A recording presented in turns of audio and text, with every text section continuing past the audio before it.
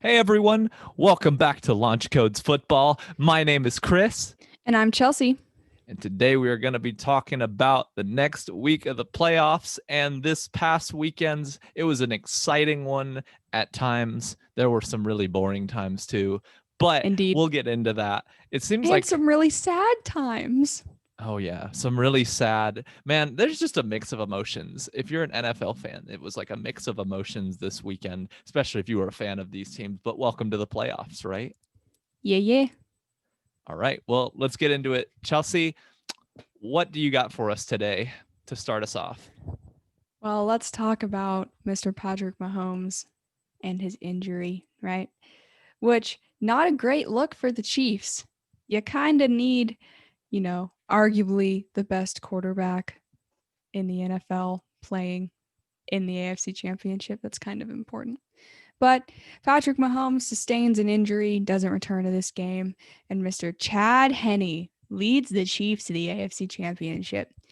So the Chiefs looked good in the first half. They went into the locker room winning 19-3. Mahomes, he ran a touchdown in for a score, and he threw one to Kelsey. And there were two Butker field goals. So, I mean, the Chiefs are feeling pretty good going into the locker room in the first half after it ended. Because, I mean, you drop 19 in the first half, you're probably going to drop about the same amount in the second half, and that's probably going to be at least 30 points. And if you score at least 30, you usually win games in this league, unless you're just playing Aaron Rodgers or something. But the biggest moment of the first half, in my opinion, was when the Browns got cheated out of their epic throw on the 1 yard line that should have been a touchdown the following play. Because let's be honest, if it had actually not been called a fumble through the end zone, they would have been on the one and they would have run Nick Chubb and he would have scored. So, I mean, they probably would have scored a touchdown if that call hadn't gone the way it had. But Mr. Rashard Higgins caught Baker Mayfield's pass and fumbled out of the end of the end zone. And so the Chiefs got the ball because that's a dumb rule, but it's a rule. So the Chiefs got the ball, and the whole NFL fan base, Twitter, everything was just going off about this play. Not because the play and the rule was stupid, but because of something the refs missed. The refs missed a hit to the head on Higgins, and a flag should have been thrown, and it should have been down at the one because it happened before the ball fumbled out of the end of the end zone. But it wasn't called, and that's just a really bad officiating mistake. But if the Browns had scored, it would have been 10-19 going into the second half. And if you're a Browns fan, you're looking at that and you're going, okay, I feel pretty good about this. I'm only down only a little bit more than a touchdown, right? So, I mean, you're feeling pretty good about that. But second half starts, the Browns start to get back into the game, scoring a touchdown off a missed Butker field goal, which is really weird because Butker is one of the best kickers in the league right now, and he usually doesn't miss, especially at home, but he did. So they kind of lucked out there.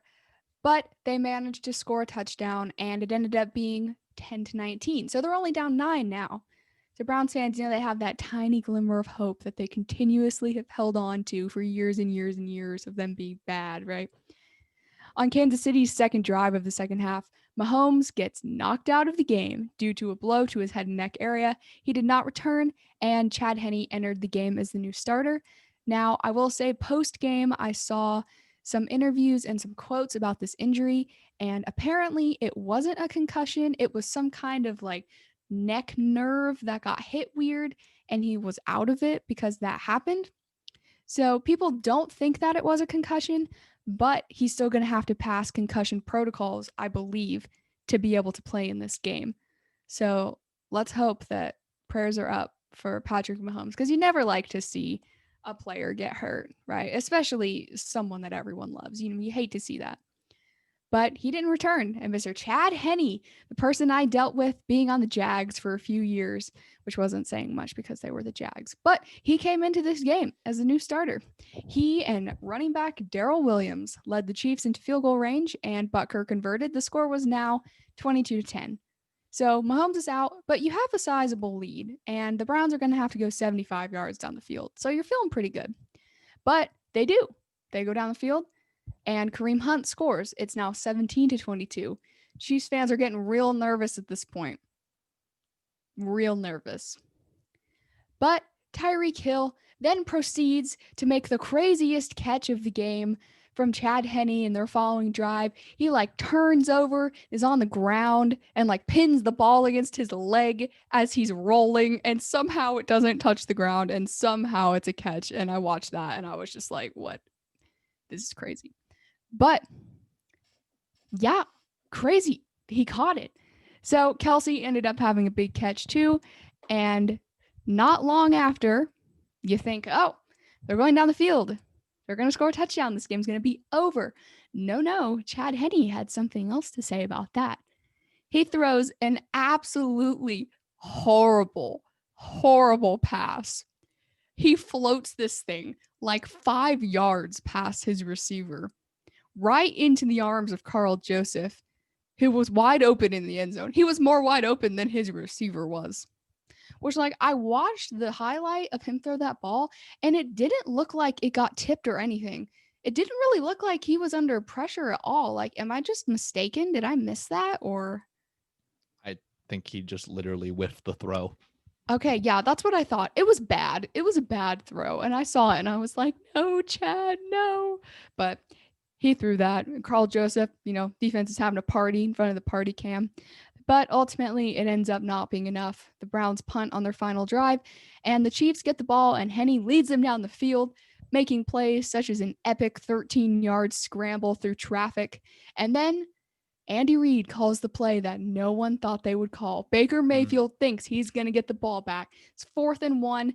I think they were on their own side of the field, weren't they? I don't think that they were. I think they were in the mid going more towards Cleveland, from what I remember. They were on midfield. Even still, it's not like they were on the 20. They weren't in scoring range. They couldn't kick the ball it's still a big play because you don't get this 4th down. They get the ball and they have a minute left at midfield, and Baker Mayfield has the capacity to get them down the field. Mm-hmm. But Andy Reid calls this play. He calls a throwing play, and we see Chad Henne snap the ball and float it over the D-line right into the wide open arms of Tyreek Hill about a yard before the marker, and he runs it for 4 yards, and that's the game.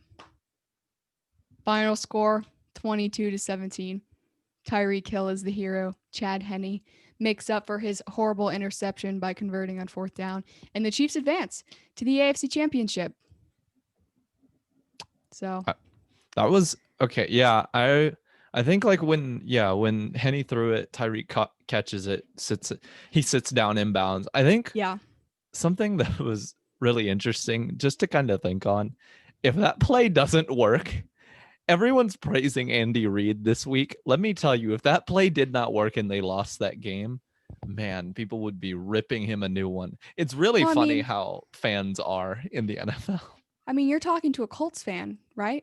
Frank Reich called a play on 4th down on the 2-yard line against the Bills because he was trying to score, and Phillip Rivers just overthrew it, right? So Pittman was wide open. If Pittman would have caught that ball and the Colts would have scored, everyone would have praised Frank Reich, right? Because it worked. But since it didn't work, everyone tore into him. It's just a double standard. So I understand if they hadn't made that play, fans would have done the exact same thing to Andy Reid that they did to Frank Reich. So it's and it was a gutsy, and it ended up being a good call by Andy Reid. The Browns weren't expecting it. No one, not many coaches have the guts to do that. But if it was me, I'd probably just punt the ball to the 5 and make them go 95 yards down the field. But Andy Reid said, "Not today. This game is over, and I'm out of here." He said, "I'm out of here," and I will say, and I think that's an interesting point. If they punt the ball, the Chiefs have one of the best 2-minute defenses they were talking about in the NFL of holding teams at the end of games. So, maybe they, I'm not saying he didn't trust his defense. I don't think it was that. I think he was just like, hey, let's go for the win here. And if they get the ball back, it's not the worst it could be because they still got to go get a touchdown. So I can't blame them. And it was 4th and an inch. It was it was not that much, and no one thought that they'd go for it because they were at midfield. So you don't get it. You give Baker Mayfield the ball back with Jarvis Landry and Higgins and Chubb and Hunt and their 3 tight ends and their, top 5 O-line, there's a good chance they're going to go down the field and score and tie this game or even get the lead.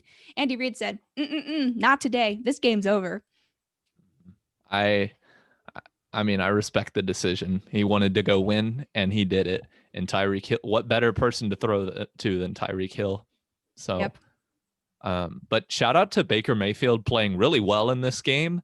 Indeed. Big underdog came in and, in my opinion, played excellent. Yeah, I mean, he had one bad throw that led to a pick, and like the only bad throw that I can really remember. That didn't even end up costing them anything because Butker missed it.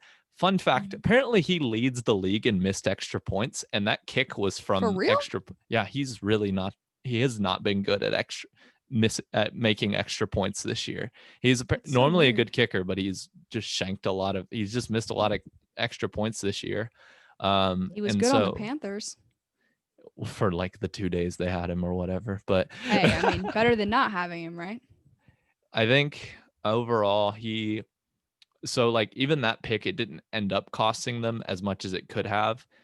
But I mean, honestly, Baker, in my opinion, was playing really well. There was just some things that happened, like that helmet to helmet at the goal line that messed up the Browns. But hey, I mean that, yeah, the whole thing with fumbling into the goal, like nobody likes it, and also That a lot rule of even people. get put into place? I don't even know. I I, can't remember.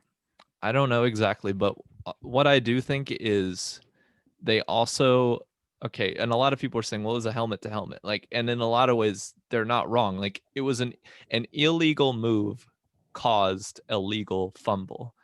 So the problem I have with that is, okay, now everyone says they can't go back and review helmet to helmet. They can't do that. I think when it comes to reviewing penalties, I don't know what you think about this, but this is just an idea that they could throw out. I think what they should be able to do is if the play is reviewable, like by today's standards, if the play is reviewable, then they can go back and look for a penalty, like a helmet to helmet. They can't just go back to review because they think there was a penalty there in case. But if there's like a turnover or something like that, where it's a helmet to helmet that causes the fumble, shouldn't they? And obviously the refs can see, and everyone knows that it was an illegal play and it's already being reviewed. Should they be able to go back and review it? I'm not saying we need to go back to reviewing pass interference because that just really didn't work. Referees hated it and it rarely ever got overturned anyways. So I'm not saying we go back to that. But what if we took already reviewable plays and then allowed referees to go and look at penalties on those plays only? Yeah, I mean, I think it's an interesting thought for sure. I think there's a very fine line with reviewing penalties because as we've seen, if you can review a penalty, everyone's going to do it and then games are going to last 4 hours. But I think with the head-to-head penalties, it may not be a bad idea to make those reviewable because a Mm-hmm. lot of pass interference calls and a lot of holding calls, like those are obvious. It's rare when it's not obvious. Like usually it's obvious one way or another. But with head to head, that can get players ejected. That can get players into the red zone, get teams into the red zone, etc. So I mean, I think with head to head, there is an argument to be made that you should be able to review those because I'm going to give an example, and this is from college football, but in the game where Clemson played Ohio State and their linebacker James Skalski got ejected for his head-to-head penalty. He couldn't stop his momentum. Justin Fields spun into his helmet and his helmet hit him. So they called it a head-to-head penalty.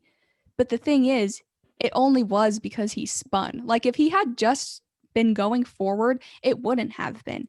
So how can you penalize a player because they weren't able to stop their legal momentum? Like I think that's stupid. So I think that you could make an argument to review head to head in the NFL because I think a lot of them are close. Like some of them are obvious. Like if you lead with the crown into someone else's helmet, like okay, that's obvious.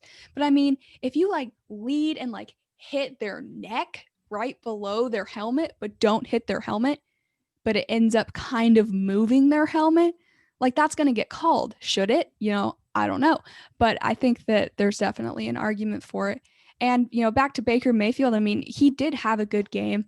It wasn't his best game, let's be honest. I mean, he was 23 of 37 for 204 yards, a touchdown, and a pick. So, I mean, it's not like he went out there and threw 3 touchdowns and no interceptions, but he played well enough to arguably win this game. And I they agree. honestly probably should have. I But I agree with mean, that. it's not like his numbers in this game were spectacular. I mean, he only had 1 touchdown and barely 200 yards. So, I mean, he wasn't spectacular in this game, but he definitely played well enough to give them a chance to get to the AFC Championship, and they just weren't able to do it. And that's just what it comes down to. Mm-hmm. I agree. He may not have had his best game of his career, but I just feel like in some clutch moments he played really well, made some I nice agree. throws. His receivers, I mean, Mm, David Njoku was playing really well. yeah. Jarvis, Higgins, their whole receiving core was playing well. I Imagine when they believe get Odell back. I believe it's Austin Hooper as their other tight end, and Yes. he had an incredible catch to save their season basically at that point in They also time. have Harrison Bryant, their rookie tight end who they drafted in this last year's draft. And so, honestly, I think overall, like, if you're a Browns fan, there is nothing to be ashamed about with this game. There were Mm-hmm. definitely some moments that could have been cleaned up, but you're going against the defending Super Bowl champs, and I know they lost their quarterback over halfway through the game, but I still think they're still the defending Super Bowl champs with a defending No. Super Bowl Yeah, champ coach, and you're going to absolutely. their place. So, in my opinion, this is nothing to hang your heads on for the Browns. But, Absolutely. if you're a I, Chiefs I think fan, that's a good point. I think if you're a Chiefs fan though, like, I wouldn't be too worried. You did well enough to win. Your backup made some clutch plays at the end. He had one really bad throw, but he had clutch plays at the end that won them the game. So can't ask for much more than that. Yeah, I mean, and something I didn't even talk about, you know, Mr. Miles Garrett sustained an injury during this game too. Mm-hmm. And he only played a set amount of plays, Mm-hmm. once he got injured. And one of the plays on one of the last Chiefs drives, he got a sack. So, I mean, their most injured player came in and was still making plays. So it's not like the Browns weren't fighting for this game. They were. They were fighting for this game. These definitely are not the same old Browns. All those people that are like, haha, Browns won, same old Browns, aka all of the Steelers receivers. No, this is not the same Browns team. This team is legit. And if they get a couple more pieces on defense, and if Baker Mayfield plays consistently from now on, they're going to be Super Bowl contenders for the next few years if they can pull it all together. They have a good coaching staff, they have a good offense, they have a good defense. They can just go out and make a big splash signing in free agency or get someone really good in the first couple rounds of the draft. This team has the pieces to be able to get really far in the playoffs. They just ran into Andy Reid and Patrick Mahomes and just couldn't overcome it, which really isn't, being hateful towards them because most teams in the NFL can't overcome it. So I mean, it's not like it's just a Browns team, but no, these Browns are legit and they're going to be good next year. The Steelers and the Ravens, they better watch out because this Browns team is for real and they're going to be back with a vengeance for sure.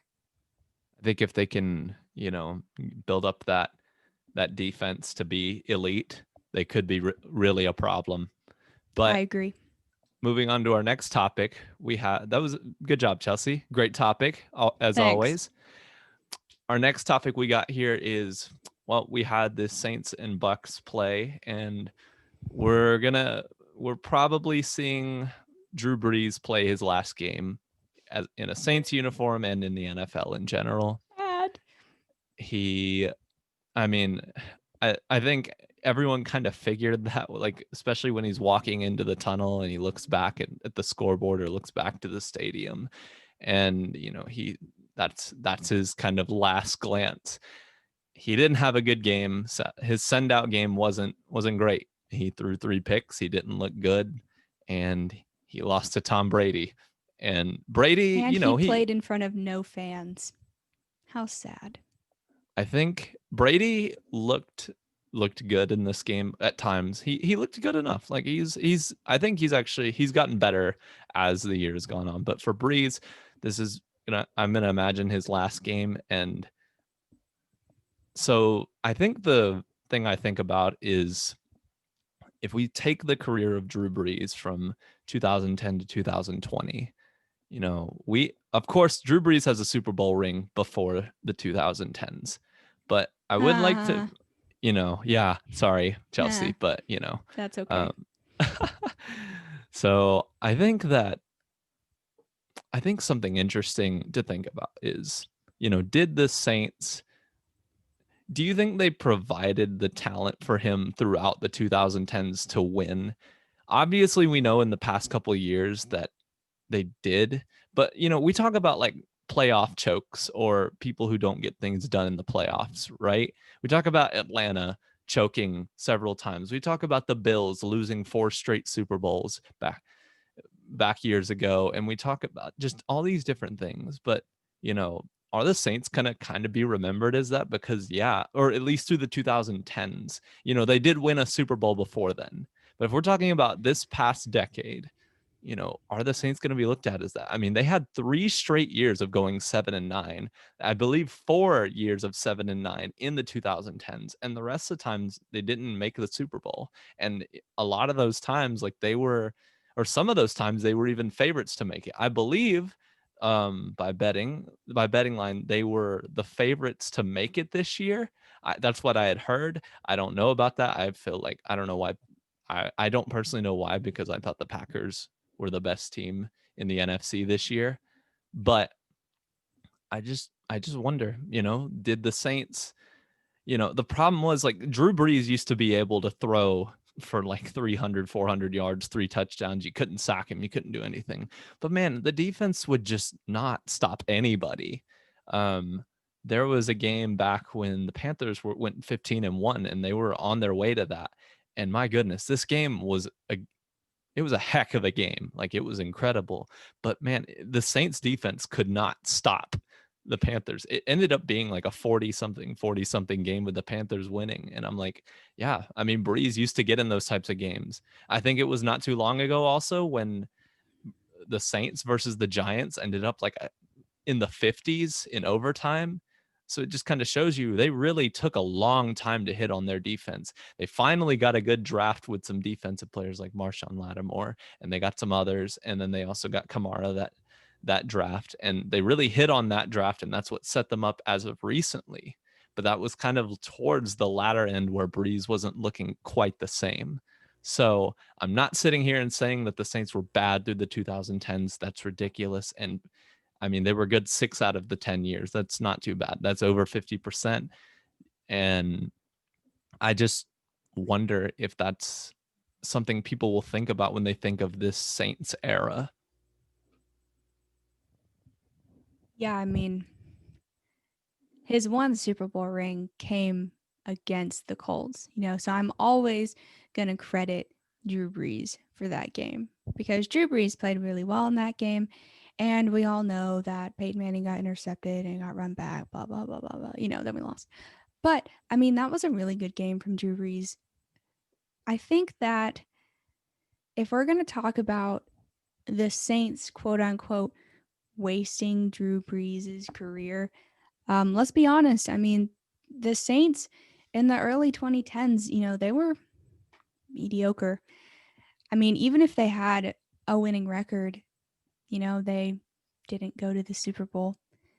And Drew Brees, he deserves so much more than that. Drew Brees is arguably the 3rd best quarterback of all time. He deserves more than one Super Bowl ring.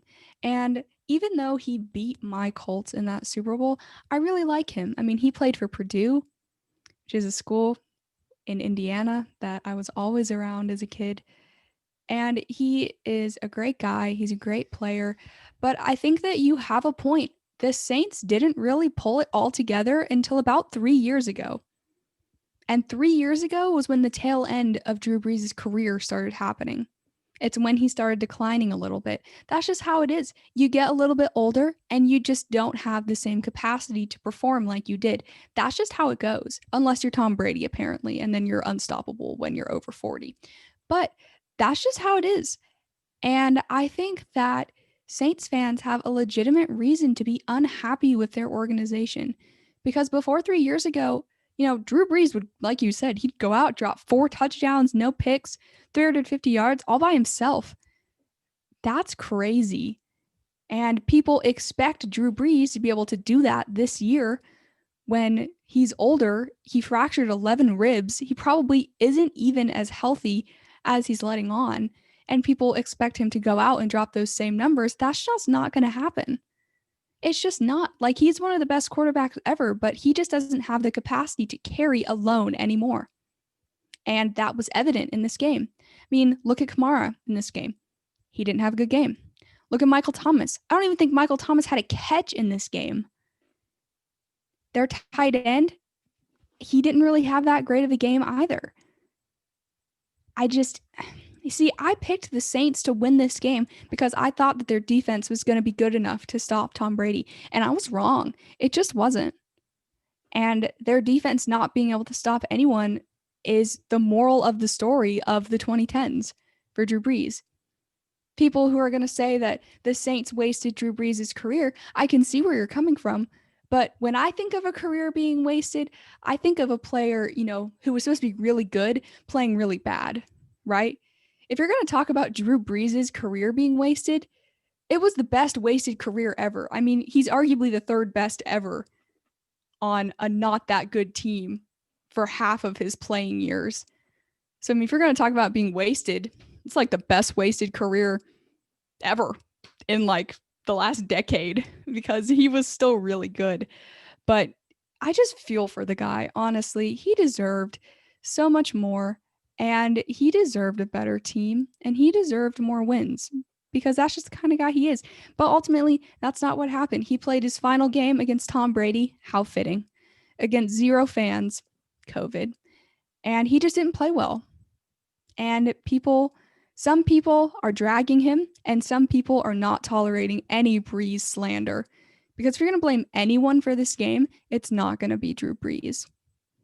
Yes, he threw 3 interceptions, but Kamara didn't play well. Michael Thomas didn't even have a catch. They had a punt return touchdown that was taken back because of a penalty in this game. So, I mean, there's a lot of blame to go around. I just wish that this hadn't been Drew Brees' last game because he was one of my favorite players to watch in all of the NFL.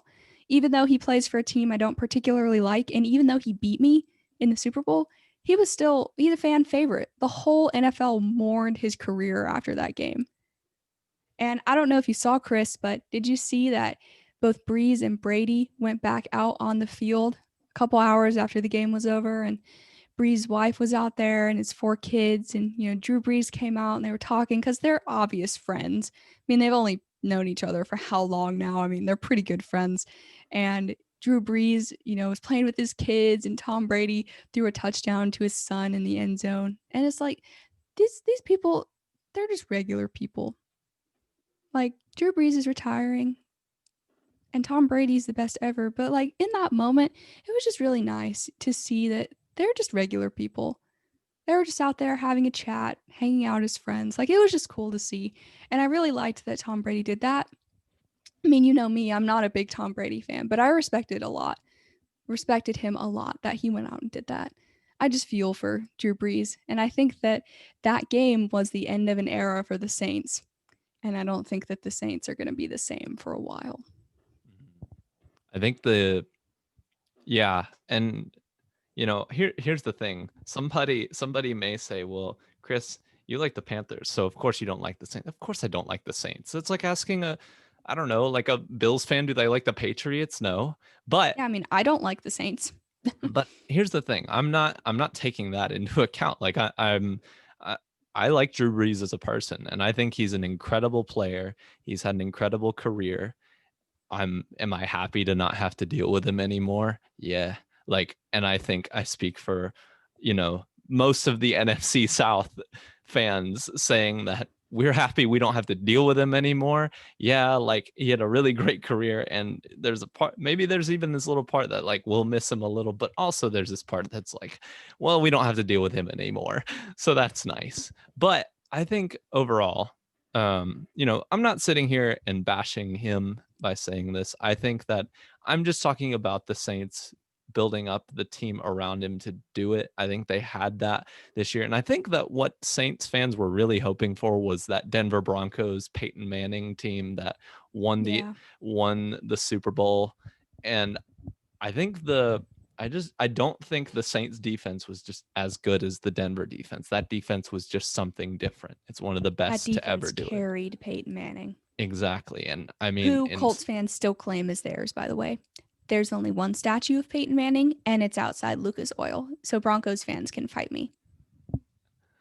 oh man, but I think overall it's just a thought to have. I don't think overall, like obviously winning a Super Bowl is difficult. And I'm not sitting here and going to judge his career off of how many Super Bowls he has, because I think that's a really hard thing to do, because Super Bowls just take so much to come together at the same time. Why do you think the Chiefs are as good as they are? It's because everything is coming together at the same time and they're well run.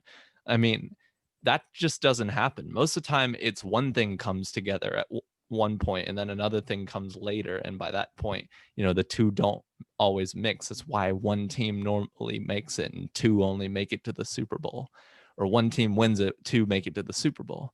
So I'm Yeah, and I just mean, saying, sometimes you even luck out and get a really, really, really, really good offense or defense and a mm-hmm. mediocre defense, and your offense is just good enough. Because that's what happened when the Colts beat the Bears. Our defense was honestly not that good. It just wasn't. Our O line wasn't that good. But Peyton Manning and Reggie Wayne and Marvin Harrison and everyone else we had were just so good that they couldn't be beat. I mean, sometimes you just luck out and you get really, really good and it just compensates. But usually it's not that way. Yeah. So I think for the Saints, it's just a shame for them that they never had the two gel together during the 2010s at the same time. But overall, still really good years for the Saints at times. I mean, they were not but one play away from a Super Bowl, some would argue. Yep. And yes, I'll agree, it was a terrible call. But yeah, so anyways, but for our next topic, Chelsea, what do you got for us? All right. Well, let's talk about that Bills game. Big headline from this game was obviously Lamar Jackson getting a concussion in the third quarter and then exiting the game. But ultimately, that didn't end up mattering. The Bills absolutely obliterated the Ravens. Even if you look at the score, it was only like 2 scores and a field goal. So it's not like they won by a ton, but the Ravens just couldn't do anything in this game. It was honestly all about missed opportunities for the Ravens. Like, for example, the most accurate kicker in NFL history, Justin Tucker, missed 2 field goals in the first half due to that absolutely nasty Buffalo wind, who, Buffalo fans just thrive off of that. That's just like, they love that.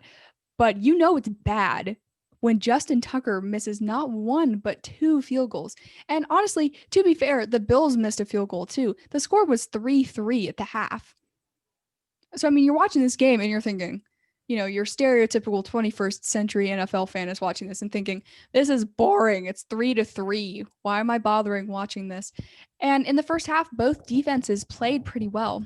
But coming out of the first half, the Bills got a touchdown to Stephon Diggs, and it was 10-3, right? And then Jackson, he gets the ball. He's driving the Ravens down the field in their first drive of the second half. They get to the end zone, and then he ends up throwing a 101-yard pick six from the end zone right into the arms of Taron Johnson, who was actually having himself a day outside of that. So at this point, the Bills are beating the Ravens 17-3. And Ravens fans are thinking, okay, this is a little rough. But the end of the third quarter, Jackson gets blasted and gets concussed. He is out for the rest of the game, like I said, and ultimately that pretty much kills the Ravens' hopes.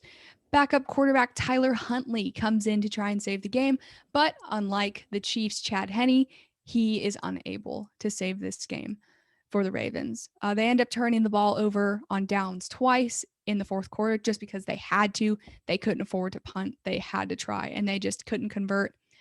But the Bills punt, and they miss a field goal in the fourth, and that's all that happens. That's the game. The final score was 17-3. Now, I will say, Josh Allen made some really impressive throws in this game. Those sideline throws, I don't know how he does that.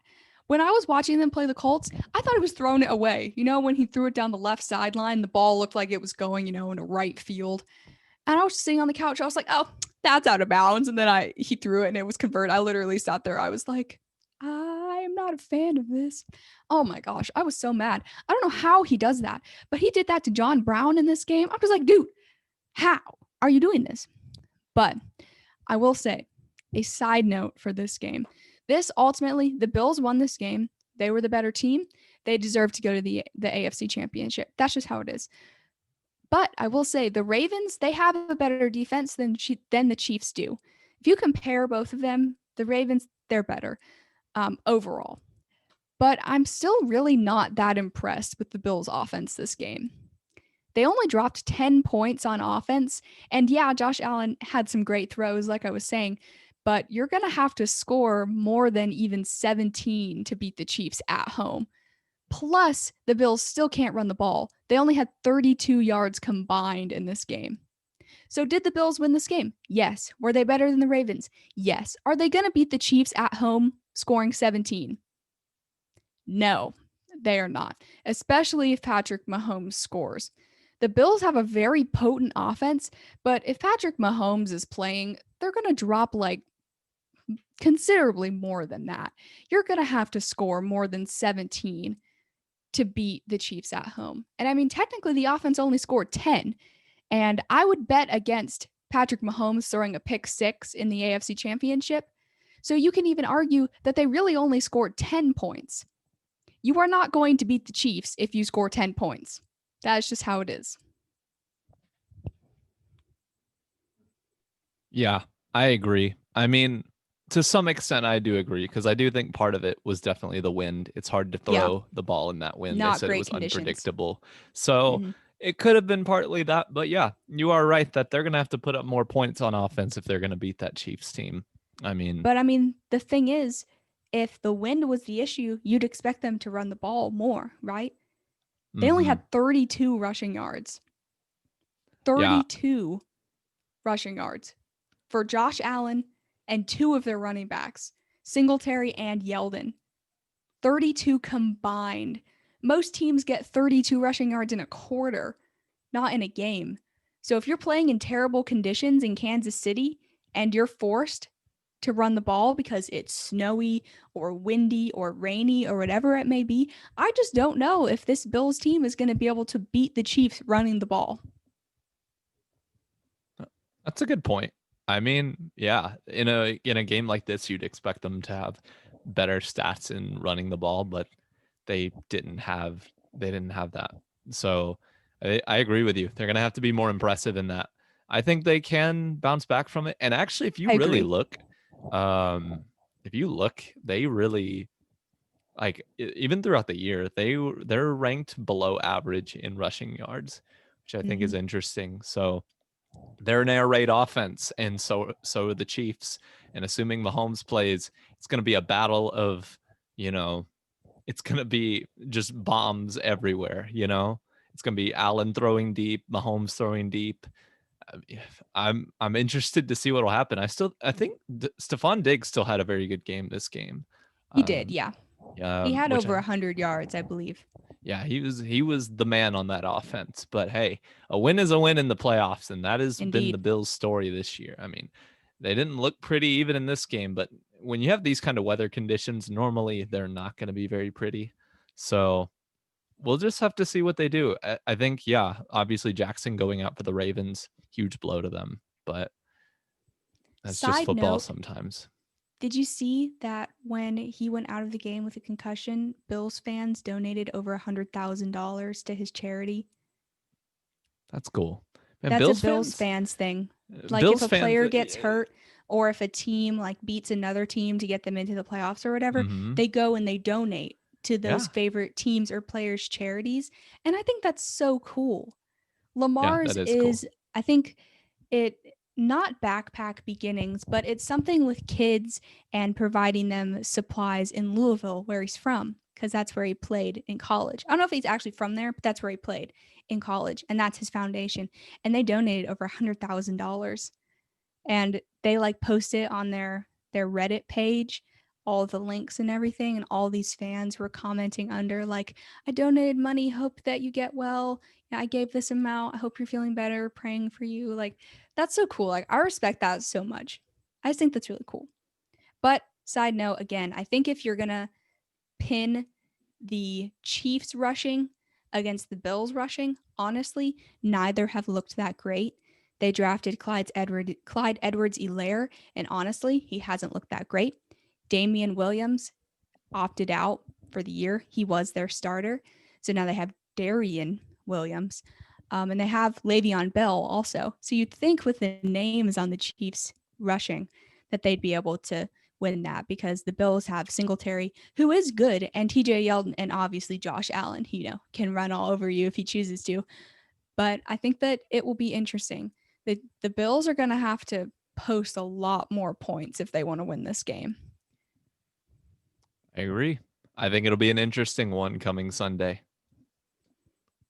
So, next topic we got here, I just wanted to touch briefly on the Packers versus Bucks game coming soon this Sunday. I think it's the first time that Brady and Rodgers have faced each other in a playoff game, because they used to be part of two different conferences. So the only way they were going to meet is in the Super Bowl. And certainly Brady made his appearances. So this is on Rodgers, but well, I think the Packers in general, they've always been good, but they also kind of had a similar thing where their offense is good and then defense is not that great. I mean, but they were able to even win a Super Bowl with that. So props to them. I think they've got a good team on them. I think they've got a lot of the pieces together now. Rodgers looks like he's going to be the MVP this year. And Tampa, this will be an interesting one, because I think Brady has looked good. He's looked decent the past couple games.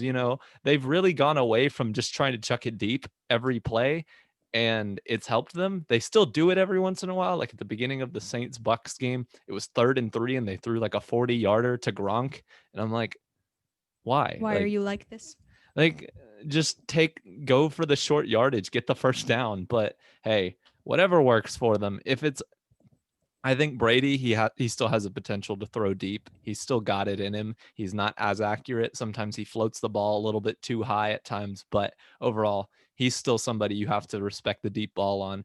Aaron Rodgers, obviously, you have to respect his deep ball. You have to respect his decision making. Let me tell you, one of the most incredible plays I saw this week was in a lot of ways, a simple play, but it was such a smart play in the moment. It was against the Rams. Aaron Rodgers rolls out to his right along the goal line. They're in scoring range. They have to, he's trying to get the touchdown here. He jumps and fakes his throw, makes the Rams defender jump up, and then he fakes that and runs it into the end zone. And that was just so impressive to me, because that was such an elite quarterback thing to do.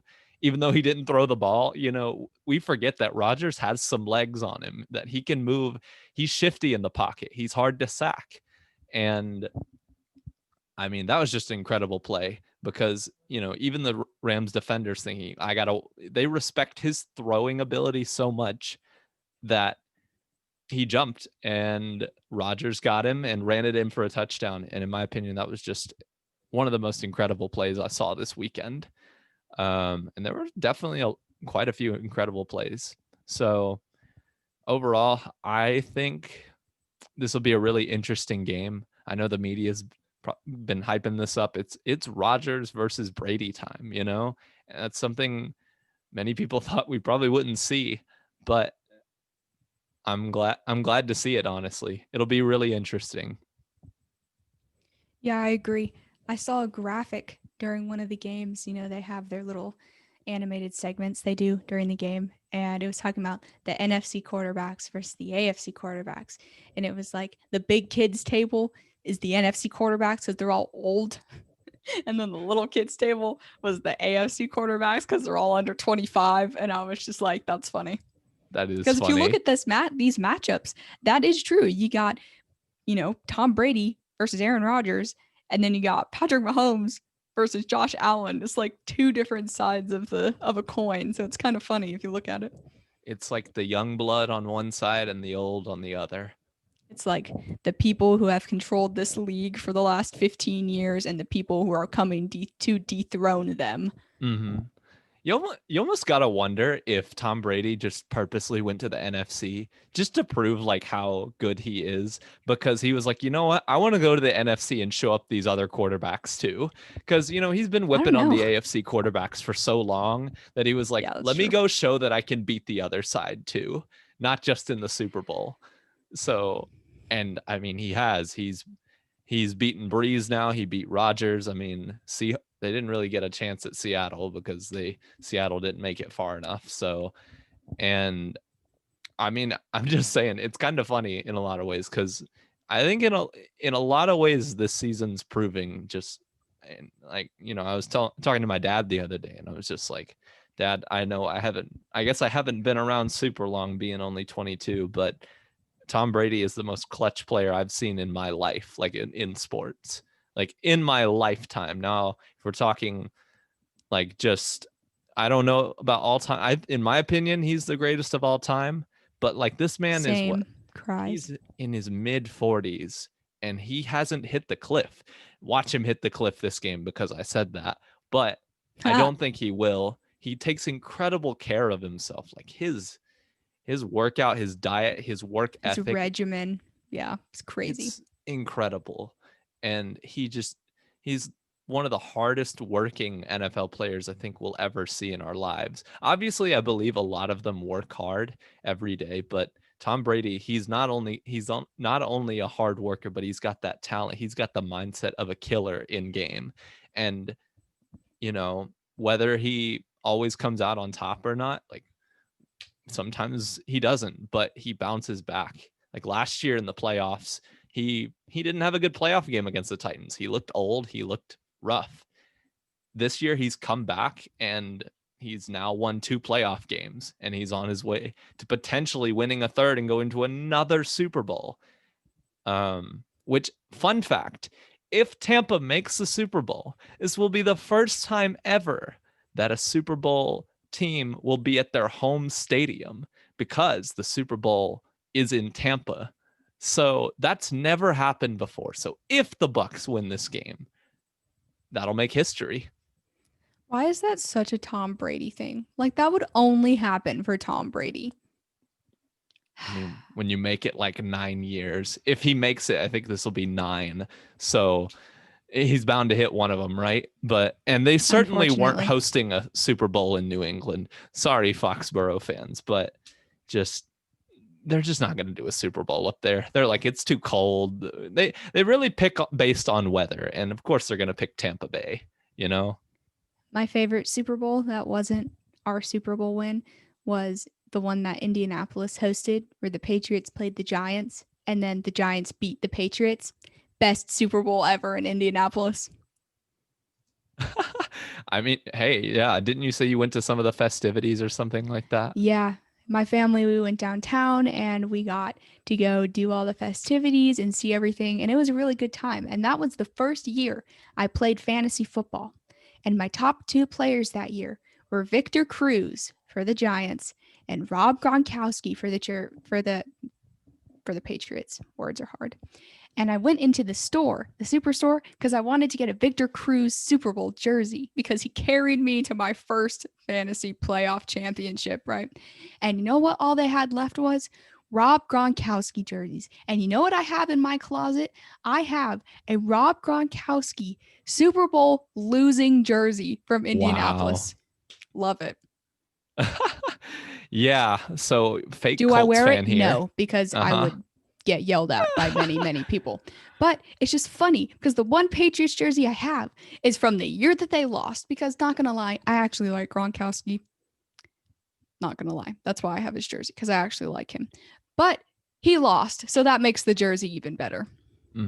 I mean, I don't hate Gronkowski. I don't hate any NFL players. I think when people are like, I hate Tom Brady or I hate this person, like, dang, like what they do to you personally? You know, did they attack you or something? Like, I can dislike, players on the field. Like I was telling about Drew Brees earlier. As a Panthers fan, did I like seeing him on the field against us? No, in the most respectful way possible. No, you didn't want to see that man with a minute left in the fourth quarter driving on your team to win the game, which happened Retweet. several times while I was it's like watching, you get slow, someone just, it's like is watching a car wreck that's slowly happening. You know what's going to happen, and it's just a matter of time. It is, and sure enough, normally that's what happened. So, I mean, yeah, but that's just kind of my thoughts on like with people when they say I hate a player or something like that. But anyways, to our next thing we got here, we got the hot take of the week. Chelsea, set it off for us. Shout out to Kyle for sending me this week. But all right, here's the hot take this week, folks. Whoever wins the NFC Championship will win the Super Bowl. Here's the justification. The Panthers and the Bucs defenses have played better in the playoffs, and those two quarterbacks have been lights out so far. True. Mahomes is injured, though he will probably play on Sunday, and Josh Allen looks average currently. So what do we think? Do we think that this NFC winner, whether it be whether it be Aaron Rodgers or Tom Brady, do we think that they have the capacity to take down a potent offense like the Chiefs or a well-rounded team like the Bills? So we're talking Packers and Bucs defenses. Yeah, like they've played well. I can see this point. I can see what Mr. Kyle is coming at with, but I got to be honest, the NFC has really just not been very good in the past few years, except for Kyle's Eagles. I'll give him credit to that. So props to them for doing something for the NFC. Because really it's just not been a good stretch for the NFC. I mean, they've had everything from blown leads to not diving on a fumble to stopping running the ball. Run it. Stopping running the ball when your 49ers team that's what they do, and all these different Jimmy things. Garoppolo. I'm just like, man, the NFC running is just the ball. not having Yikes. a great time. Also, Jared Goff not having a good game in the Super Bowl. It's just been rough for the NFC. Maybe they're due one this year. So, I mean, and also Tom Brady is not in the AFC this time. He's in the NFC, so that might help their chances. I think if Mahomes, okay. Well, here's the thing. It depends how injured Mahomes is to an extent, because assuming they make the Super Bowl, if Mahomes, he'll have at that point a couple weeks of rest. I imagine the team's going to be like, hey, you don't have to go to all the media stuff. Just heal up, do your thing, because we need you fully healthy for the game. If he is injured, if he's heavily injured, then this could be a different story. And Josh Allen, while he hasn't looked great, I mean, one playoff game, in fairness, was in a very bad weather game. To be fair, if you look at his stats against the Colts, he wasn't really that great either. The Colts killed themselves in that game. I mean, I agree. And yeah, like that game, that is one game I would say, yes, he needs to play better. But they've won the game. So, you know what? Wins are wins. So I could definitely see this, though, that the Packers and Bucs, I mean, they've looked good in the playoffs overall. The Packers, not like they didn't beat down the Rams, but they beat a good Rams team. At least defensively. And so I think overall, I could see this point. I don't know for certain yet. I think as far as like my opinion on this, I'm neutral at the moment because we just don't know. I want to see who the playoff contenders or who the Super Bowl contenders are. And also I want to look at their injuries, what, what's going on, because we don't know what's going to happen this Sunday. We don't know what if Rodgers and Brady both go down, or what if all four quarterbacks go down. We don't want that, but like That would be so 2020. you know, it'd be almost incredible. Like you gotta think, like, imagine, just obviously I don't want these people to get hurt. I don't want anybody to get hurt. Wishing somebody to get hurt is not okay. But man, just imagine, something like that. We have I mean, what was it, not too long ago when the Eagles versus the Vikings happened? It was Nick Foles versus Case Keenum. So we certainly have had those types of games before. It's true. But I think right now I want to wait and see what both the teams look like and who they are before making the decision on this for me. I think that I agree with this take if it's against the Bills, mostly because the Bills can't run the ball. So if you're playing one-dimensional against the Packers or the Bucs defense, they're going to get to you. You have to play two-dimensional against those teams. I mean, you can make the same argument for the Chiefs too. I mean, they don't have a ton of running game either. I think that the Packers and the Bucs are more well-rounded than the Chiefs, at least, because the Bills, they have a good defense. The Bills have a good defense. The Chiefs' defense has got them where they are. It's not the best, but they're here. So, yeah, I definitely see how this take can be legitimate for sure. But I do think that if you're playing a healthy Patrick Mahomes, he can tear any defense up. It's going to come down to, can Patrick Mahomes beat Tom Brady or Aaron Rodgers?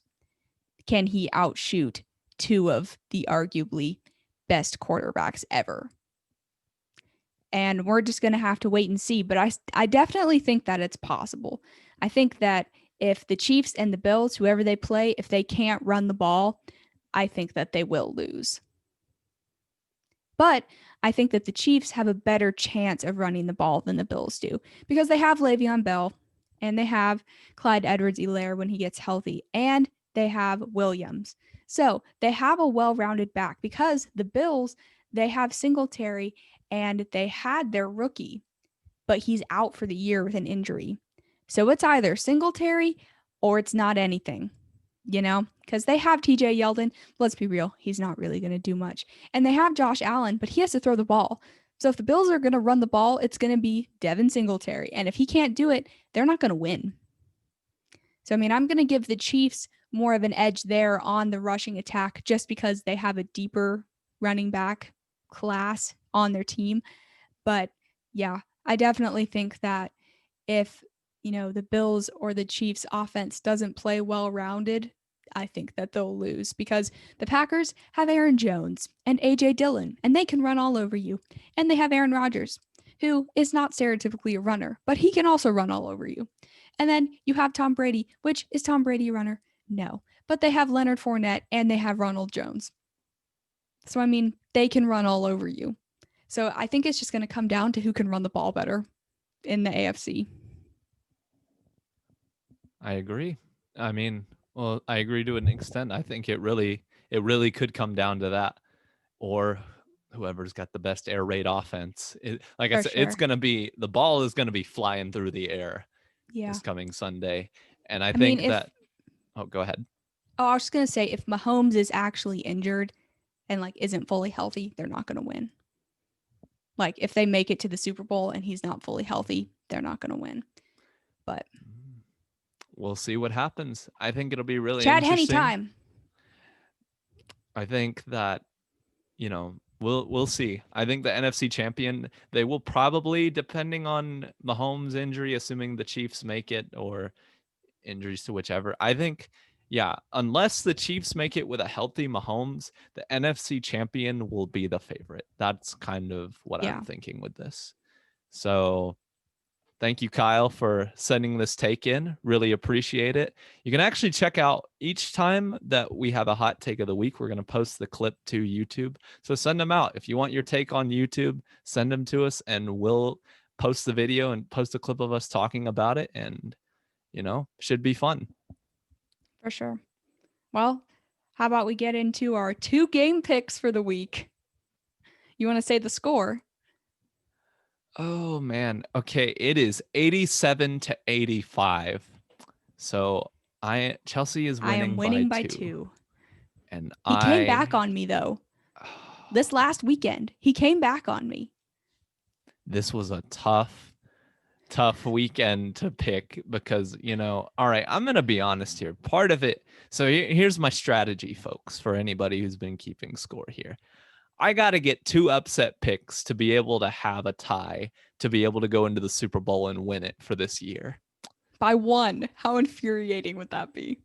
But if I pick 1 upset and 1, probable not upset, like where we both pick the same team, then I can, if I get that upset right, then I only win, then I only tie for the year, and we're both left it, if I get my Super Bowl pick right. So either way, like, this is a rough situation here. So I went we're going for the kill. We're going for the win this year. We're going to be like Andy Reid. We're not going to punt it away. We're going for the win. I mean, but hey, here's the thing though. You've caught up to me though. Exactly. Each week it's gotten closer. I do have my reasons for my picks, but anyways, we'll get into it. So Bucks at Packers. I guess I'll start. So I picked the Bucks in this game because if you look at this, I mean, Bucks have been playing well recently. Tom Brady is still Tom Brady. He can do his thing. The Bucks have a solid defense, and they beat the mess out of the Packers earlier this year. Now, does that mean anything? Because obviously we've seen from the Bucks Saints game, the Saints blew them out twice. And in the playoffs, Bucks won. So does that mean anything? Maybe, maybe not. But I'm going to go with the Bucks in this one. I don't think it'll be quite the blowout that it was that game when they played in the regular season, but I'm going with them. So naturally, I'm picking the opposite because I'm trying to also win. But I wrote my picks down before he did, so my picks were there first. But I am going with Packers. One of the main reasons that I'm picking the Packers is that Tom Brady has never had to go through Aaron Rodgers to get to a Super Bowl. This is a big challenge. Aaron Rodgers is going to win the MVP this year. He is arguably the best quarterback who is currently playing in these conference championships. And it's at Lambeau. And if it snows, Tom Brady's going to have to play in snow. Not that he hasn't ever done that before, but Lambeau snow is just different. I think that the Packers offense is playing well enough to be able to put up enough points to beat Brady. And I think that Mr. Jair, I think that's how you say it. I'm so sorry. But Mr. Jair Alexander, arguably one of the best defensive backs in the whole league, is going to be shadowing Mike Evans this whole game. If he can shut Mike Evans down, they can double team Chris Godwin. And then it's Antonio Brown left, who can still do what he can do. But still, I think that you have a very good defensive matchup in this game. Because you got Alexander, he's really good. You have a couple of good edge rushers. And let's be honest, Tampa Bay does not have the best offensive line. It's gotten better as the season has progressed, but they don't have the best O-line. So if they can get to Brady a couple of times and force some throws, they could force some turnovers, especially if it's snowing. Now, if it is snowing and Tampa Bay has to run the ball, I think that they could do it, but I think the Packers could stop them enough times to win this game. So I'm going with Aaron Rodgers. I think that it's his year to make it to the Super Bowl. And I think it's going to be a tight game, but I think that the Packers are going to take this one. Okay. Should be a fun one. Next we'll game both be watching this game, I'm sure, texting each other like, we're winning now. Oh yeah. I'm very excited. So next game we got Bills at Chiefs. I'm going with the Bills. I know, we've been talking a lot about what the Chiefs probably making the Super Bowl. Here's the thing. If Mahomes does not play, this is a very winnable game for the Bills. They've got to clean up some of their mistakes, and they've got to make this offense start clicking better like it was in the regular season by the end, like that game against the Dolphins where they put up 40 plus. Yep. They've got to get it going. Now the Chiefs defense, I don't think they're going to bend over it, lay down and die. I do think they showed up at the end of that Browns game where, they were able to stop the Browns after Chad Henne threw the big pick. They were able to stop the Browns from driving down the field and forced a punt, and the Browns never got the ball back. So I do think the Chiefs have a decent defense. So I think that's going to give them some trouble. But I think the Bills, if they can play to their potential, I really think this is a winnable game for them. And yes, Mahomes is kind of injured, or he will probably not be at 100%. I guess by this point in the season, who is ever at 100%? But it's just something where to think on. Yes, is a part of me picking this for the upset's sake because, spoilers, Chelsea picked the Chiefs and we got to go for the win here. But there is a part of me that's done that, yes, but the other part of me really believes there is a shot for the Bills to win this game. So I'm going with them. So, like you said, I picked the Chiefs for this game. I think that this game hinges on Patrick Mahomes' health. If Patrick Mahomes does not play in this game, I think that they'll lose. If Patrick Mahomes plays mostly unhealthy in this game, I think that they will lose. However, I'm pretty sure he doesn't have a concussion, and I'm pretty sure it was just a nerve thing in his neck, which I think ended up being fine. So I think he's going to be healthy for this game. Now the Bills have a really good defense. They do. That's just how it is. But I think that Patrick Mahomes and Travis Kelce and Edwards-Helaire and Bell and Tyreek and Mecole Hardman and Byron Pringle and everyone, I don't know. I just have issues picking against that offense. Not that the Bills don't also have a potent offense. They definitely do. But I just can't pick against the Chiefs, especially when they're playing at home. Now, if it snows in Kansas City, that obviously doesn't bother the Bills because they're from Buffalo and they live in the snow, right? So that doesn't really play as much as a factor, I think, as it does for a Bucs team where a lot of the players are used to playing in warm temperatures. Obviously not Brady because he played in the snow in New England, so not so much him. But a lot of the other guys, they're not used to playing in snow. Not that they can't do it, but they're not used to it. I think in this game, snow is not really going to play a factor, but the Chiefs, they're going to have to put up points in this game, and their defense is going to have to show up. They're going to have to run the ball. Patrick Mahomes is going to have to be healthy, and their defense is going to have to show up to win. If they do all three of those things, I think that they can win. But like I said, that Bills defense is not a pushover.